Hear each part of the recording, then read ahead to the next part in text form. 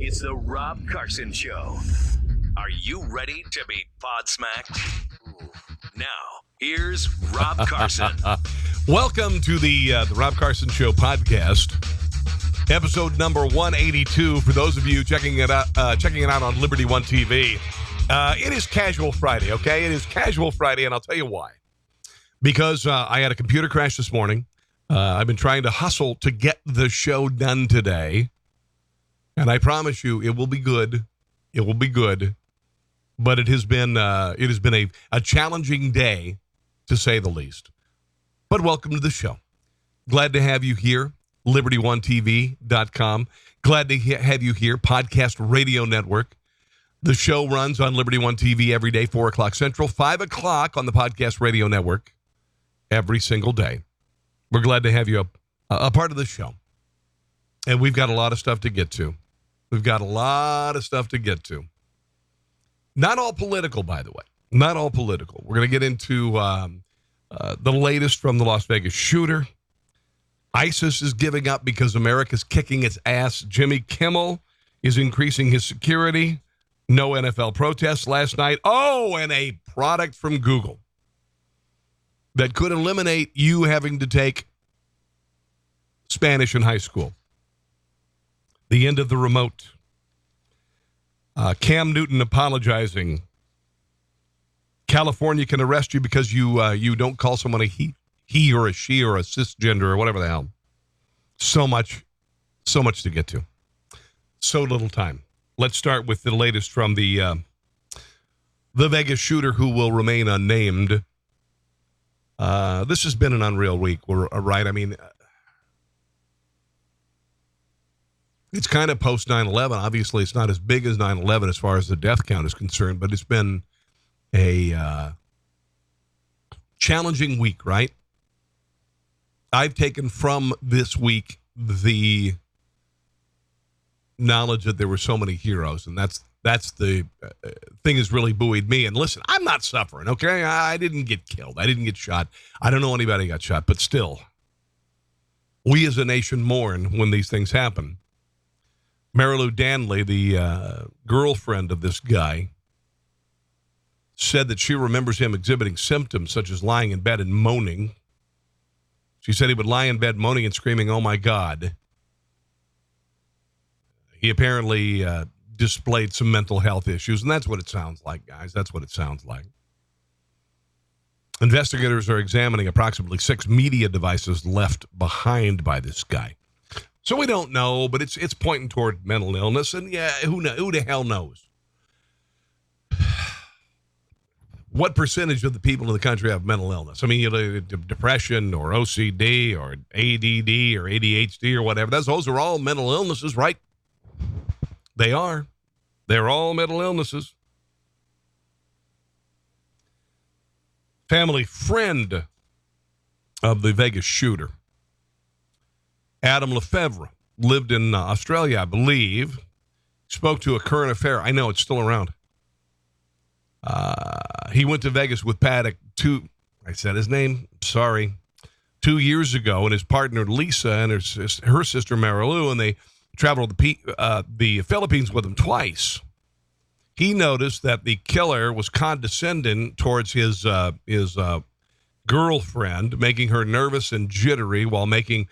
apparently, also, he had a habit of having prostitutes offered by the casinos. You know, that's probably got to end. I'm just saying. That whole prostitutes to the room as a high roll, that's probably got to end, don't you think? Casinos. Said, I experienced Steve talking to Marilou in an abrupt manner at times. She seemed very nervous and jittery. He also talked about a gun room, apparently. There was a gun room at the house. Now, he went to one of his houses. Here is this guy, Adam Lefevre, talking about his one-time, I guess, friend, the shooter in Vegas. But as we walked through that small area, Steve said bedroom, lounge room, or sitting room, I think is what he referred to it as, and gun room. And he said, well, most people in the US have firearms and they need to be protected. And of course, you don't want firearms falling into the hands of the wrong people. And retrospectively, I wish I had picked up on that earlier. Yeah, well, I think there were a lot of people who wish they would have picked up on some of this stuff because there were a lot of things I think a lot of people would have said, there's something kind of up with this. I don't know, guys, it's not going to be about gun control because if it's not guns, it's going to be explosive. If it's not explosive, it's going to be vehicles. If it's not vehicles, it's going to be knives. If it's not knives, it's going to be bats. Madmen will find a million ways to kill. It's going to be some sort of profiling. It's going to be some sort of mental health profiling. Maybe. And then who the hell knows, honestly? There was a family who survived the Las Vegas massacre, spoke highly of Donald Trump and the First Lady. Steve Manlinson was at the concert with his daughters, Stephanie and Paige, along with their mother, Rose Marie, who was shot and is currently recovering. Here's what they had to say about meeting the Trumps. A lot of calls and texts about, oh my gosh, how exciting you got to meet the president and the First Lady. Like, what was the experience like? What'd you think? And, even this moment, they're real people. He's a real human. She's a real human. They had a heart. They were caring. They were sympathetic. They had a listening ear. He sends his condolences. And she raced over to hug you. It was hard to take in. Yes. Before he could finish talking, she got up and just beelined over to us and just hugged me and told me, your mom is strong. She's a fighter. She'll be okay. Boy, what bastards, huh? I mean, this president is a complete bastard. Latest presidential poll for approval is 46%. 46% of likely voters approve of the president's job performance. 53% disapprove. Half the country's Democrat. Get it? I get it. I was never a fan of the president. I wasn't a fan when he ran. He was my last candidate. But as the nation's chief executive, and that's what this is, we have an executive. He is in charge. And I don't think if you look at the response to Houston and Florida and Vegas and Puerto Rico, I think we've rarely seen an executive do what they do as well as this president. He's doing a good job. I hate to tell you guys who hate him, he's doing a frickin' great job. He is. The Vegas shooter, very wealthy retired accountant, gambling addict, spent huge sums to amass his arsenal. Spent a lot of money playing video poker. He just spent $3.50 for a meal. He lived at the Mesquite Community and Seniors Center, and he would eat Mexican food, meatloaf, and burgers. Then he would drove to the Mandalay Bay Casino. This is a government-run center, I guess, and he asked the cook before the last time they saw him for the enchilada recipe. Local resident Marshall Milland, age 78, said, we recognize Stephen when his face flashed up on TV. He last came to our center about 11 o'clock last Thursday, checked in at the desk. Pardon me, I had to sneeze. Didn't stop for lunch like he usually does. Instead, he went straight to the counter to speak with the cook and asked how about her enchiladas. Wanted to know how she made them. After he left, no one took any notice. It wasn't until later that we learned that he drove to Vegas that afternoon. Everyone at the center was shocked after, of course, what happened. Other fellow diners remember Paddock as an unsociable and quiet man who sat alone to eat his lunch. Retired construction worker described him as introverted. He'd come in on and off, sometimes 3 times a week. He'd been coming in last year, and when I first saw him, I thought he was a homeless person. He was unshaven, disheveled, quiet. Wasn't a big conversation, at least sit on his own. But even if there was someone else at his table, he always seemed to himself. I never saw him getting into steady conversations with anyone. He didn't mingle. He was just quiet. Well, how many times have we heard that about killers, right? NRA has been called terrorist. I'm an NRA member, and I don't like to be called a terrorist or a follower of a terrorist organization. Tucker Carlson talked with NRA Executive Director Chris Cox last night about the NRA and being a member. Here's that exchange. Do you feel like they're complicit, the GOP, the NRA, in the gun epidemic we're seeing in America? This is Hillary Clinton, by the way. To start it off, this is Hillary Clinton complicit in the NRA is complicit in a mass shooting. Do you feel like they're complicit, the GOP, the NRA, in the gun epidemic we're seeing in America? Of course they are. Of course they are. Break from the NRA, which is Chuck making Schumer. things worse, and work with us to get something done. Let's face it, the reason we don't have gun safety measures in the United States today is because of the NRA. Well, Chris Cox is the executive director Yeah. of the NRA Institute for Legislative Action, and he joins us on the set tonight. How do you feel when you see that, Chris? You watch 58 people murdered in public, and then you see yourself personally blamed for those murders. Tucker, the American people are struggling. They're grieving. And so are the 5 million men and women of the National Rifle Association. The truth is that there are NRA members at that concert. There were NRA members shot at that concert, and NRA members murdered at that concert. And NRA members saved people at that concert. So the American people are looking for answers, and so are we. So the NRA that was blamed for the shootings, was the shooter himself an NRA member? Have you checked? Of course not. And that's the one thing that's consistent is they blame the one organization whose members don't commit the crimes. Thank you. So you know that for certain? Yes. Okay. Then why are people blaming you? What's the agenda, do you think? Well, you know, the agenda, Dianne Feinstein said it herself when she said, if I had 51 votes, Mr. and Miss America, turn them all in. There you go. Dianne Feinstein would have everybody turn their guns in. And I don't like to be called. And listen, I'm a Donald Trump supporter. I voted for him, and I'm a Nazi, right? I'm a Nazi. I'm a fascist. And now that I'm an NRA member, I am also, a terrorist.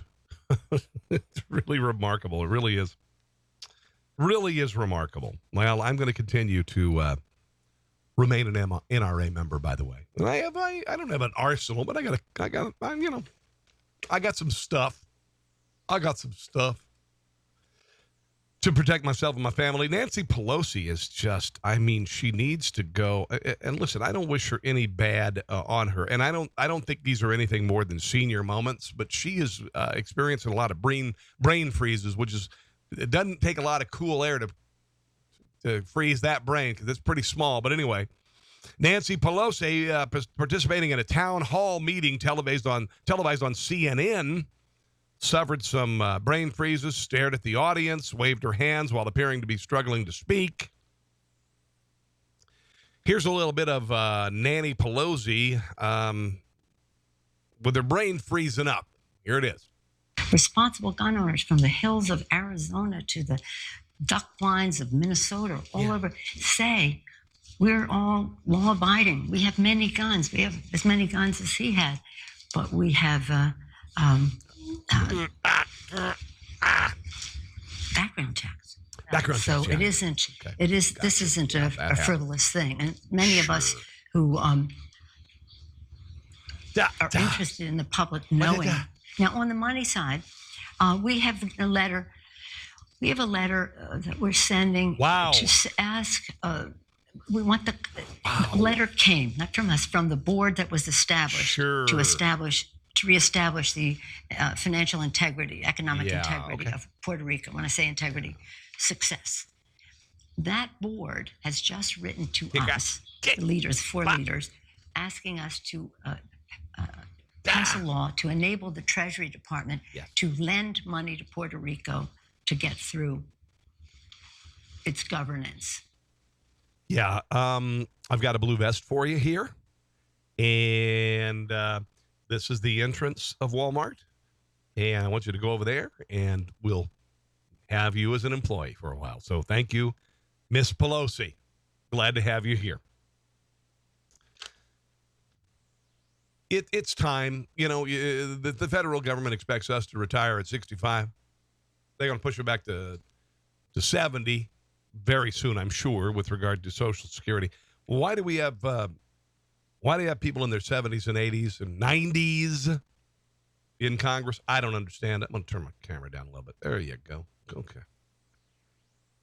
Donald Trump has a lot of people freaked out because he said something about this is so funny. He met with military leaders at the White House. Secretary of Defense James Mattis, General Joseph Dunford attended, as well as former generals who now serve Trump at the White House, General John Kelly, General H.R. McMaster. And he talked about this is the calm before the storm. And I like this. I think crazy, the world, I think crazy needs to be met with crazy. And I don't think Donald Trump is crazy. But when he says things like this, it drives the crazy even crazier. Because they're all wondering, what does he mean, the calm before the storm? Who is he going to attack? Here he is last night. All right. Do you know what this represents? Well, maybe it's the calm before the storm. What's the storming? Could be the calm before the storm. What storm, Mr. We have the President? world's great military people in this room. I will tell you that. Yeah. And we have a great evening. Thank you all for coming. The calm before the storm. What storm, Mr. President? You'll find out. I love this. I really do. I love this because it keeps people, the bad people of the world, on their toes. It makes the media scratch their head. They're normally, they're normally attacking him, and now he says this is the calm before the storm. Hey, here's what I think it is. They're going to do something about North Korea.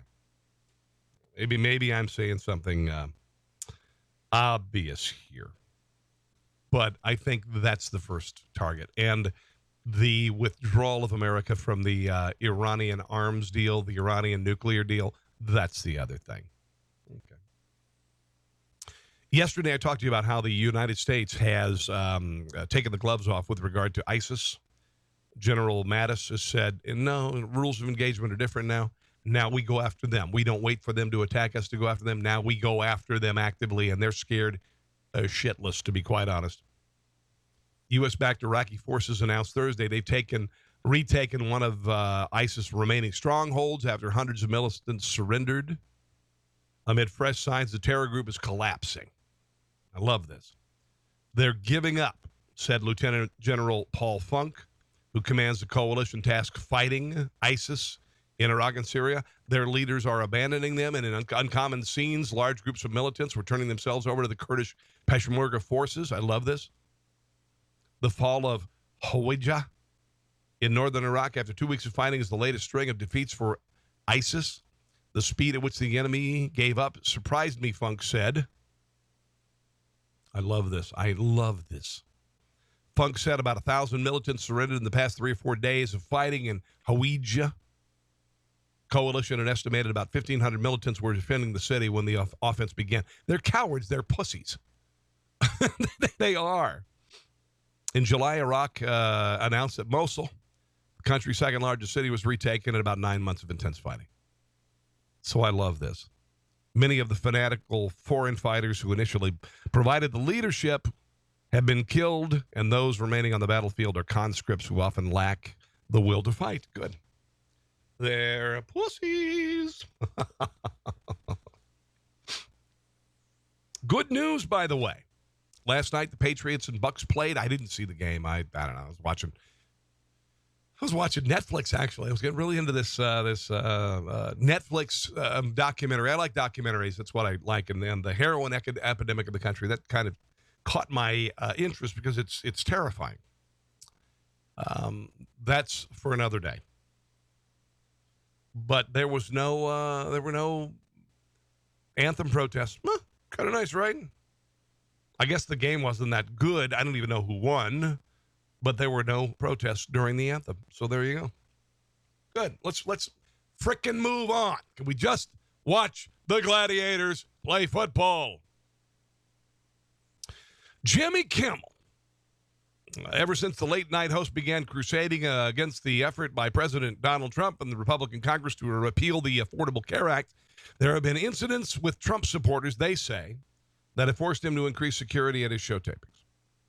Sources tell Jimmy Kimmel Live that the comedian has had some issues with protesters who don't appreciate his criticism of Trump and his support of Obamacare. In response to the protest, the show has increased personnel at both the front and back entrances. This personnel consists of highly trained off-duty police officers. In addition to the protesters, several concerning emails and letters have been sent to the production. So they are increasing the the security, and I would assume they have guns. I'm just assuming. I met Jimmy Kimmel a few years ago, and you know, it was okay. It was nice to meet him. He was being a smartass. This literally was. I was flown out to L.A. for the Oscars, and ABC television used to fly out ABC radio affiliates and put us up and see the Oscars before the Oscars happened, like the Thursday and Friday before the Oscars. And you'd see the red carpet being laid down and all that. You'd sit in the tent where the celebrities walk through before they go into the Kodak Theater. And I got to meet Jimmy Kimmel, and it was it was a nonsense interview because everything he says was a smart-ass comedy answer, and that's fine. That's what he does. And I wasn't asking him anything important at the time. But I did have the chance to meet him, and he's okay. He's one of my generation. I appreciate Jimmy Kimmel and his ilk. I appreciate Jimmy Kimmel and Adam Carolla, good friend of his out there in L.A. These guys have done very well. Kimmel and Carolla really kind of grew up together out there, and Carolla was originally tasked to replace Howard Stern on the radio in L.A., and you can't replace Howard Stern, so he took a lot of heat about it, and he took the brunt of why the station failed, and then he went on to succeed, and he's doing very well. So both those guys are doing well. I think Jimmy is a funny guy. Not a genius, but just a funny guy. And I would prefer that he stays the F out of politics. Quick story, Charles Krauthammer has been off on Fox News, and Charles Krauthammer is, I really enjoy him. I disagree with him frequently. He's kind of an establishment Republican to some degree, but I do think he's wonderful to watch, and he's a psychologist, and he is off of the Brett Baer show and Fox News, and he's been going through some surgery, I guess. And I want to mention this because a lot of people, when they originally see Charles Krauthammer, what's up with that guy? What's up with him, man? Well, he's a quadriplegic. He's a quadriplegic. He is a man who, I believe in his 20s, dove into some shallow water and broke his neck and is a quadriplegic. And that he has fought through that to become an incredible mind, not only in psychology, but also in political punditry. I admire him greatly. And I pray for his speedy recovery. Over the years, I've had the chance to meet people who are paralyzed, and I can't imagine. My friend named Richie, who lives in Germantown, Maryland, who the same thing happened to him, and he has no ability to feel his legs or his hands. He can raise his hand with a straw. That's about it. But they've gone on to become incredible people. My friend Richie is a father of several kids, and I don't know if I'd have the wherewithal to want to live if I couldn't feel myself anything from the neck down. You know what I'm saying? Charles Krauthammer is amazing, and I pray for him. Here's Brett Baer talking about Charles Krauthammer last night. Before we leave, one quick update. Hundreds of you, literally hundreds, have emailed, tweeted, or posted questions to me about the status of our colleague, Charles Krauthammer. As I said on the show a few weeks ago, Charles had a pre-planned surgery his doctors said he needed. He expected a speedy recovery, but ran into some complications post-surgery. He is still in the hospital, making slow, steady progress in recovery. He desperately wants to come back to the panel as soon as possible. Believe me, I speak to or email with his wife, Robbie, almost every day, and I share your thoughts and prayers. It will likely be a few more weeks, and yes, he does get to watch his Washington Nationals' first game of the playoffs against the Cubs tomorrow night. So we're pulling for him. And thanks for asking about his status. He'll be back here soon, I'm sure. It is an amazing thing to watch those who have gone through so much and continue to fight like Charles Krauthammer. He's an amazing man. Cam Newton apparently has apologized. He said something sexist the other day. Here he is talking to a female reporter, and he was a little surprised that she knew so much about football, and he's been labeled a sexist pig bastard. I know you take a lot of pride in seeing your receivers play well. Devin Funchess has seemed to really embrace the physicality of his routes and getting those extra yards. Does that give you a little bit of an enjoyment to see him kind of truck sticking people out there? It's funny to hear a female talk about routes. Like, it's funny. And maybe it is because women don't play pro football unless they play the lingerie league. I was making an observation. Who the hell cares? Oh, so stupid. So stupid. Well, he's lost an endorsement deal. Apparently, he was a spokesman for Oikos, that Greek yogurt that really, it's just kind of like eating paste. Hold it! Come with me. That's him. New Dannon Oikos 000 is my go-to protein snack. Okay. Protein from yogurt? Yep, this Greek non-fat yogurt packs 15 grams of protein punch. But what else? Unlike some other protein snacks, it has 0 added sugar, 0 artificial sweeteners, and 0 fat. And will it up my game? Nah, man. New Dannon Oikos 000, official yogurt of the NFL.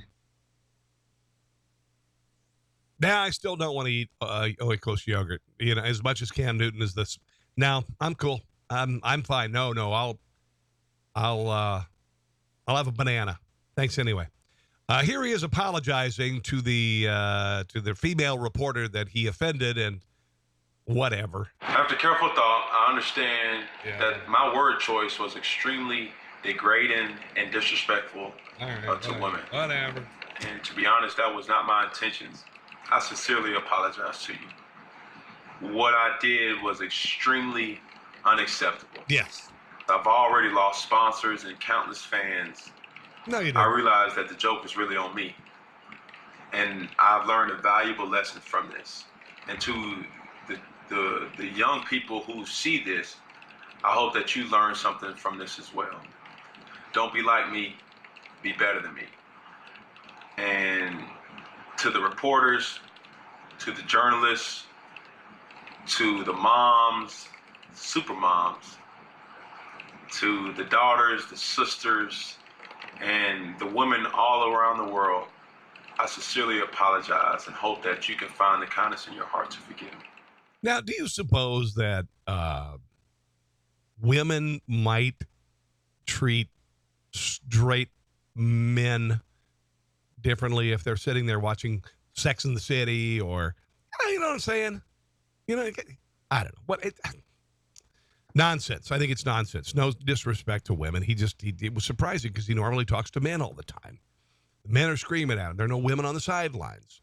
This woman was very smart. And listen, nothing against female sport reporters. Great. They're into it. I dig it. I'm more than me. She knows more about sports than I do. I don't know what the hell. What's a route? You go this way, you go that way. There you go. There's a route. I don't know what the hell it is. Anyway, I think it's a little bit of an overreaction. Oh, late night TV's reaction to the finding of St. Nicholas. They found the body of St. Nicholas, the crypt in Turkey. and instead of berating late night television and its take on gun control and the usual proselytizing they do and BS, they had some funny things to say about St. Nick. A group of Turkish archaeologists claim they've uncovered the final resting place of St. Nicholas, old St. Nick. And what you're seeing right there is Santa's grave. I told you, look, how do you explain that to kids, by the way? I have some good news about Santa and some bad news.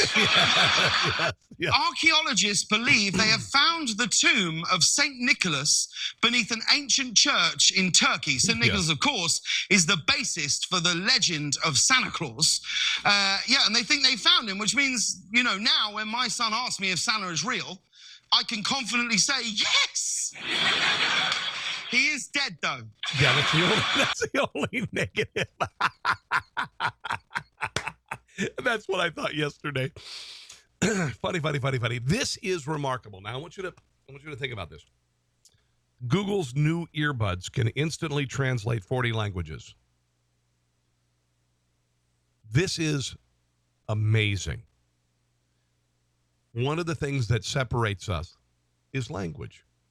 I can't tell you. I took French. Je peux parler français. J'ai étudié le français à l'Université de Nord-Ouest Missouri il y a 20 ans. I studied French at college 30 years ago. 30 ans. So I know how to speak French, but when I'm speaking with French people, I get lost because they're so good and they speak faster than I do.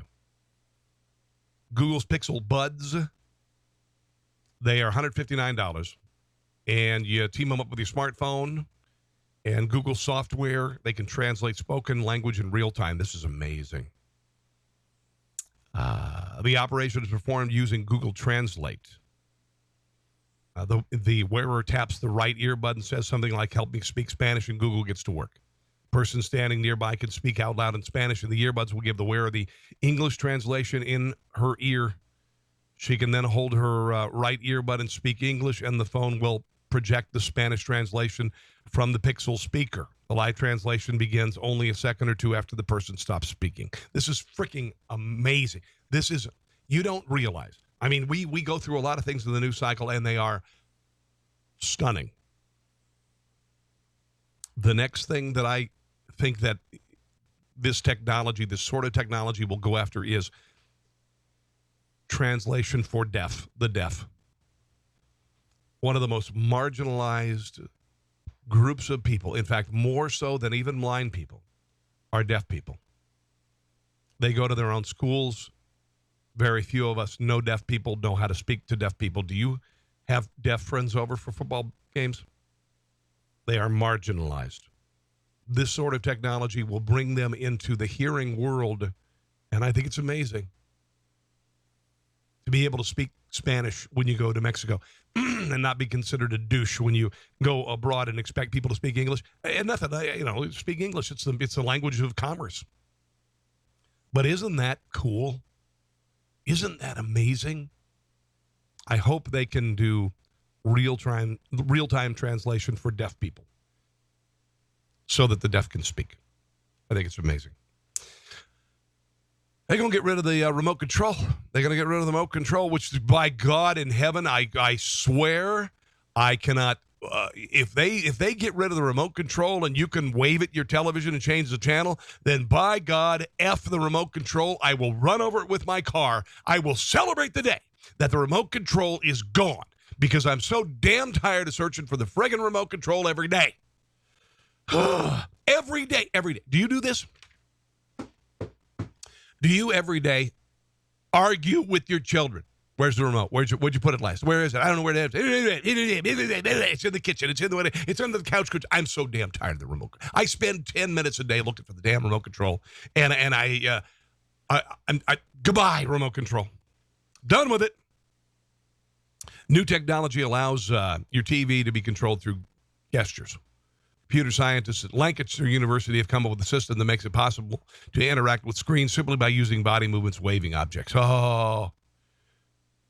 Requiring a simple webcam called Matchpoint, so you don't need to replace your TV. Works by displaying moving targets that orbit a small circular widget. Remember that? What was that Apple game where you had it a couple of years ago? We played golf and bowling and shit. We got bored with it. It's still downstairs somewhere. User synchronizes hand, head, or object movements with the targets to activate functions such as volume, changing channel, or viewing the menu. And I know you and I are thinking, okay, this is great for us, but what about people like Charles Krauthammer? How cool would that be, right? Wouldn't that be cool for people like him? I'm thinking really big. You were thinking of simple things like translation in your ear or a remote that doesn't require a remote.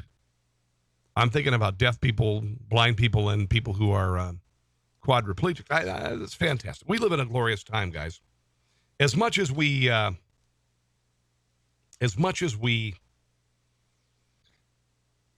divided, there are some amazing things that happen. Former Arkansas judge confessed Thursday to giving lighter sentences to men convicted of minor crimes in return for nude photographs and sexual favors. Just a douche. Joseph Beckman, 71, pleaded guilty to wire fraud and witness tampering. They dropped 19 charges that have been brought against him, which amounted to $2.5 million in fines, 260 years in prison.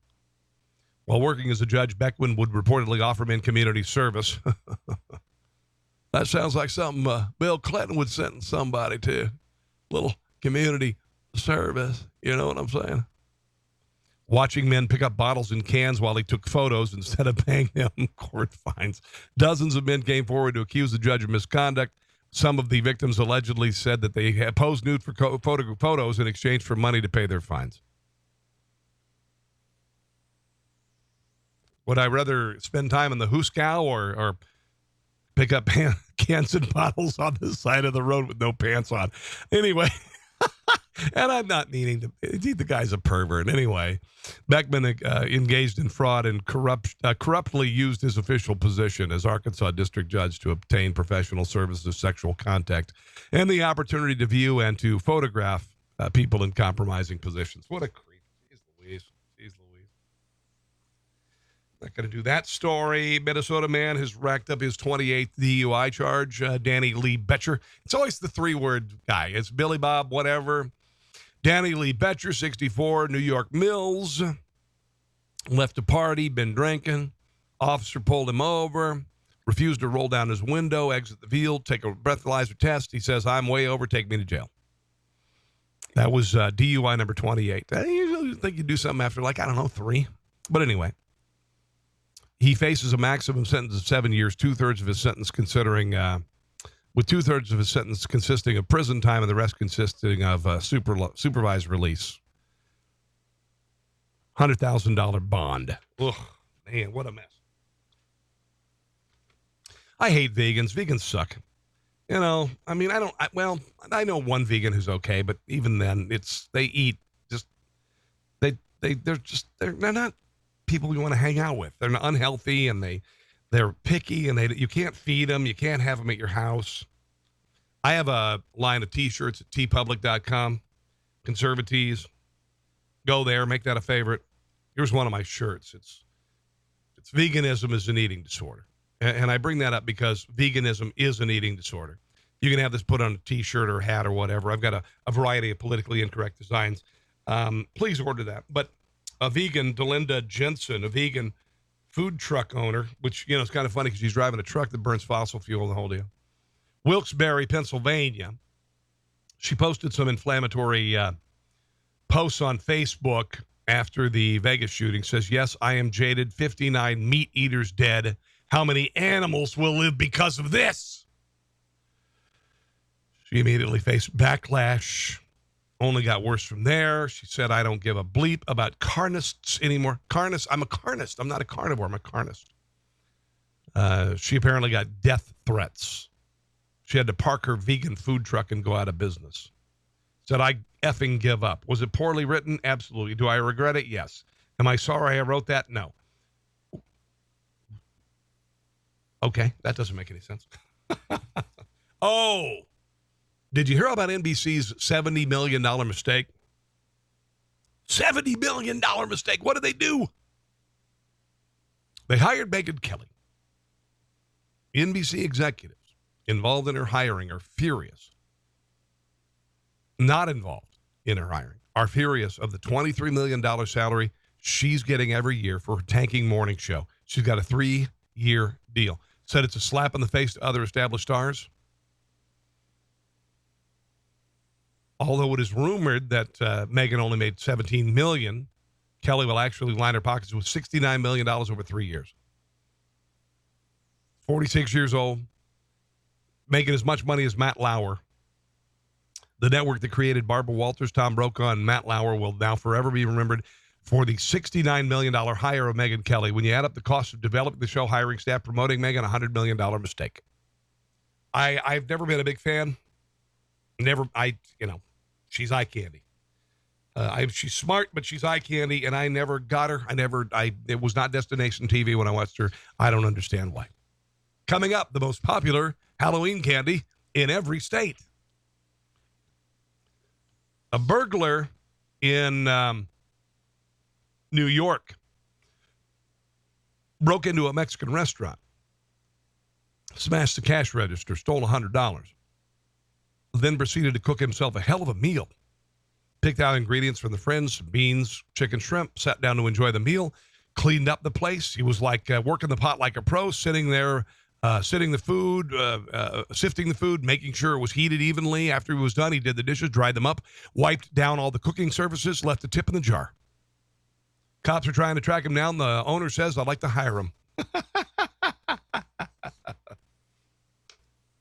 Woman is suing Junior Mints for underfilling their boxes, finding that 43% of what's in the box is air. And I always go to a Walmart, and I think it's 97 cents for a box of candy, and that's what we get our movie candy there.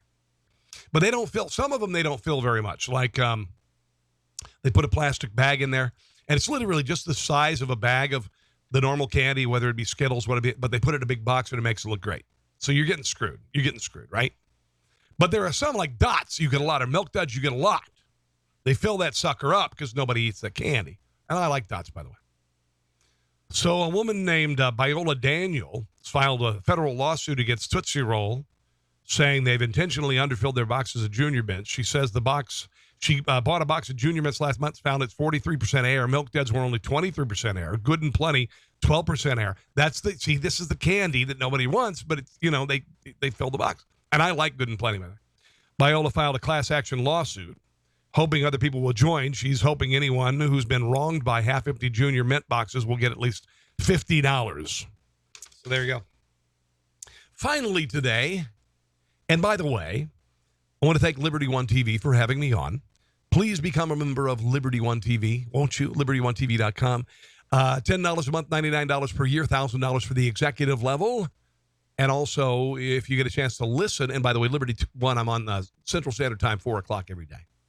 As far as the Podcast Radio Network, I'm on 5 o'clock Eastern Standard Time.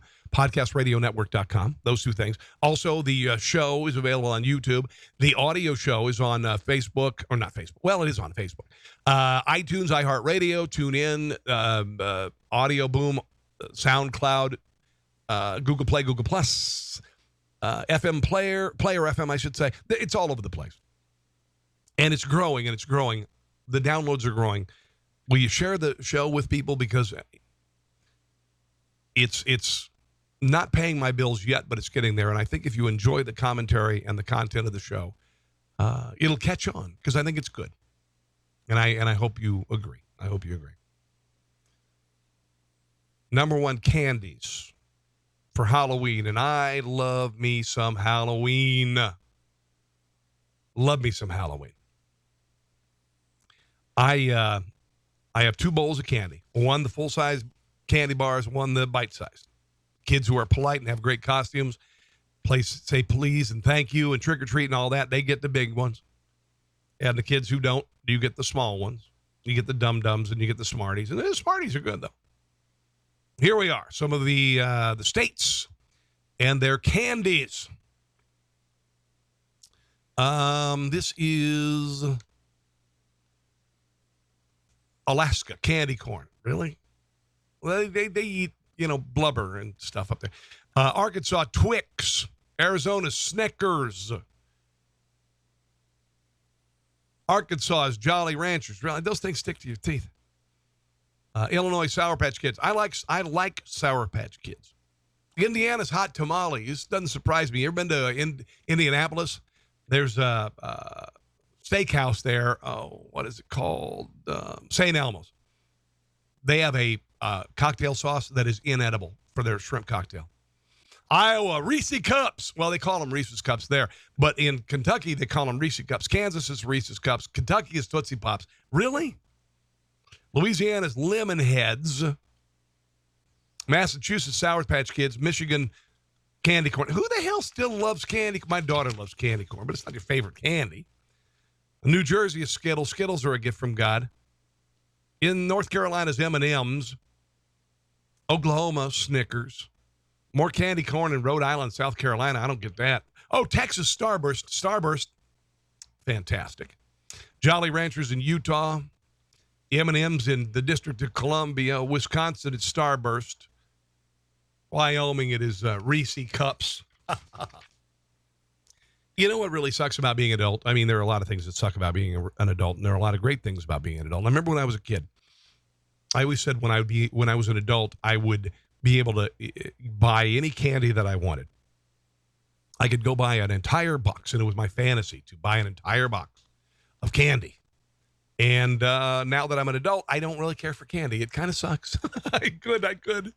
My daughter would go out tomorrow, and if you give her $10, we give her allowance, it goes to candy. And I just let her have it. I mean, what the hell? Just have your candy. I don't care. Anyway, guys, thanks for joining me today. Do greatly appreciate you joining. Want to thank the Podcast Radio Network, Liberty One TV as well. Today is the 6th of October. It is a Friday. Enjoy your weekend. It's been a rough week for Vegas. Prayers for the first responders. Prayers for the survivors. Prayers for those who passed. In the meantime, God bless. See you on Monday. Thanks for listening to The Rob Carson Show. Friend him on Facebook at Carson Show, on Twitter at Rob Carson, and on Instagram, I think Facebook and Twitter are enough for now. We'll see you soon.